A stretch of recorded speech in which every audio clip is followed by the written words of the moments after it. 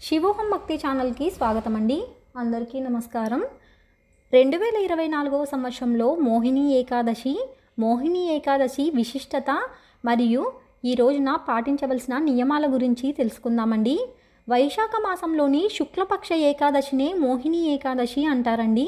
ఈ ఏకాదశి శ్రీ మహావిష్ణువుకు సంబంధించినది. శ్రీ మహావిష్ణువు ఈ అవతారం ధరించడం వెనుక ఒక పురాణ గాథ ఉందండి. మోహినిగా మారిన శ్రీ మహావిష్ణువు దేవతలు రాక్షసులు ఇద్దరూ కూడా సమానమైన బలవంతులుగా ఉన్న సమయం. రాక్షస ప్రవృత్తి ఉన్న దానవుల వల్ల సమస్త లోకాలు బాధలకు గురవుతున్నాయండి. వారిని ఎదుర్కొనే ధైర్యము దేవతలకు లేకపోయింది. ఇలాంటి సమయంలో శ్రీ మహావిష్ణువు ఒక ఉపాయాన్ని సూచించారు. క్షీరసాగర మథనం చేస్తే దాని నుంచి అమృతం ఉద్భవిస్తుందని, అది సేవించిన దేవతలు మరణం అనేది లేకుండా దానవుల మీద పైచేయి సాధించగలరని చెప్తారు. క్షీరసాగరాన్ని చిలికేందుకు మందర అనే పర్వతాన్ని కవ్వంగా మలచి వాసుకి అనే సర్పాన్ని తాడుగా ఉపయోగించి మథనం ప్రారంభిస్తారు. వాటిలోంచి కౌస్తుభం, కామధేనువు, కల్పవృక్షం, పారిజాతం, హాలాహలం, లక్ష్మీదేవి ఇవన్నీ ఉద్భవించిన తర్వాత ఆఖర్లో అమృతం వెలువడుతుంది. ఈ క్షీరసాగర మథనంలో దేవతలు రాక్షసులు సమానంగా పాలు పంచుకున్నారు కాబట్టి అమృతాన్ని ఇద్దరూ సమానంగా పంచుకోవాల్సి వచ్చింది. అదే కనుక జరిగితే సముద్ర మథనం వెనుక ఉన్న ప్రయోజనం నెరవేరదు కదా. అందుకే సాక్షాత్తు శ్రీ మహావిష్ణువే రంగంలోకి దిగారండి. కళ్ళు చెదిరేంత అందంతో మోహిని అవతారం ధరించారు. మోహినిని చూసి చలించిన పరమేశ్వరుడు.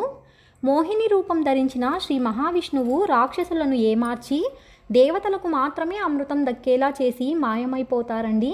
ఈ మోహిని రూపాన్ని చూసి సాక్షాత్తు పరమశివుని మనసే చలించిపోయిందని, అలా ఆ హరిహరులను జన్మించిన వారే అయ్యప్ప స్వామిని చెబుతారండి. ఈ మోహిని అవతరించింది వైశాఖ శుద్ధ ఏకాదశి రోజు. అందుకే ఈ ఏకాదశిని మోహిని ఏకాదశి అంటారండి. అందుకే ఈరోజు శ్రీ మహావిష్ణువును ఆరాధిస్తే అనంతమైన పుణ్యం లభిస్తుందని, రోజువారీ జీవితాల్లో ఎదురయ్యే ఆర్థికపరమైన ఇబ్బందులు తొలగిపోతాయని పండితుల ఉవాచ.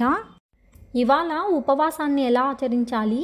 అన్ని ఏకాదశులలాగానే మోహిని ఏకాదశి రోజు కూడా ఉపవాసం ఉండి మర్నాడు అంటే ద్వాదశి ఉదయం వరకు ఉపవాస దీక్షను కొనసాగించాలండి.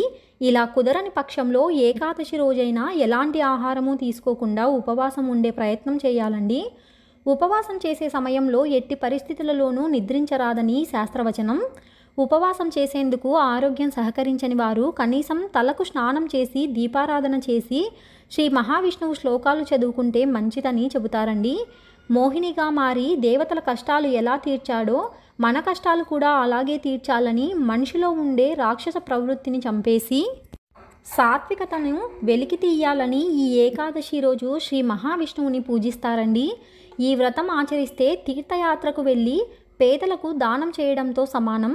మోహిని ఏకాదశి రోజున వ్రతాన్ని ఆచరించిన వ్యక్తి 1000 గోవులను దానం చేసినంత పుణ్యఫలాన్ని పొందుతారని, ఏకాదశి వ్రతం మోక్ష మార్గం వైపు నడిపిస్తుందని పండితుల ఉవాచ. తెలుసుకున్నాం కదా అండి మోహిని ఏకాదశి విశిష్టత మరియు పాటించవలసిన నియమాల గురించి. మరొక వీడియోలో మళ్ళీ కలుసుకుందామండి. సెలవు మరి. స్వస్తి.